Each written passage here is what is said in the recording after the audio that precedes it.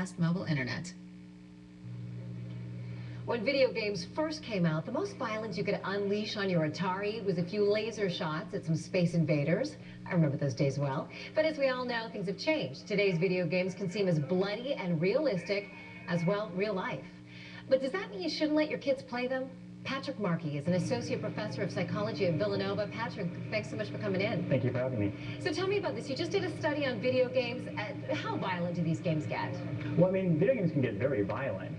The question so much isn't how violent are they, but whether or not that violence has an effect on individuals after playing them. Well, how about it? I mean, it's just a video game, but I think a lot of parents are pretty worried. Hey, you know, my teen's suddenly going to be desensitized from some of the things they're seeing and maybe make them more aggressive. Unfounded? Well, up until this current research that's just come out, the majority of research has suggested that there tends to be a small negative effect on people's violence. However, we thought that that was probably incorrect, in that most people who play video games probably really aren't negatively affected. Rather, it's most likely a small minority of individuals who are.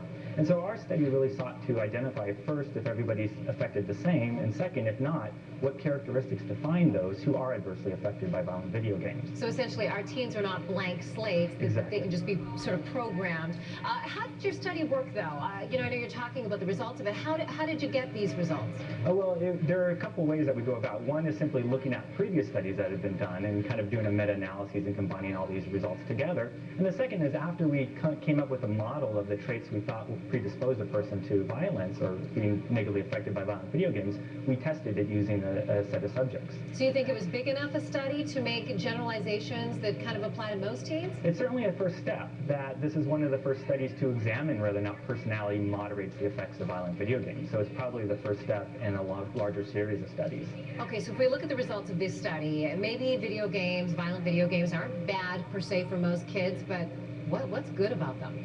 Well, I mean, there's certainly entertainment about them, so there's nothing unique. I mean, if you think more video games are morally deprived or something along those lines, that's certainly an opinion you're welcome to, but certainly you can make the same argument for violent films and so forth. Sure, yeah.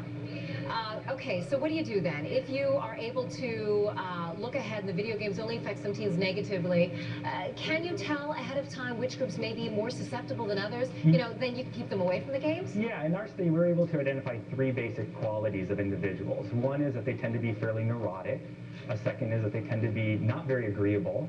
And a final is that they're not very conscientious. So in other words, the children most affected by violent video games tend to be unfriendly, impulsive, and kind of moody. And it's really these three traits that combine together within a person to give us, if you will, a perfect storm that makes a person susceptible to the effects of violent media. And as we wrap up here, that perfect storm, parents are hearing that, they're thinking, okay, my kid's playing Modern Warfare 2. What should I do with this information? Well, if your child is not these qualities, you probably have nothing really to worry about.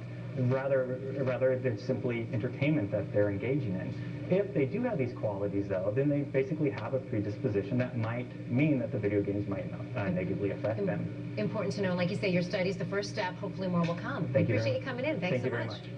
All right, I get that point. Each kid is different, certainly, but remember when you used to, at least me, when you watched those Kung Fu movies, what's the first thing you wanted to do with your friends? You wanted to play Kung Fu. Absolutely. So you got to wonder about some of these games. So that's why I asked him about, you know, is it a big enough study to make big generalizations? Because you just wonder, you know?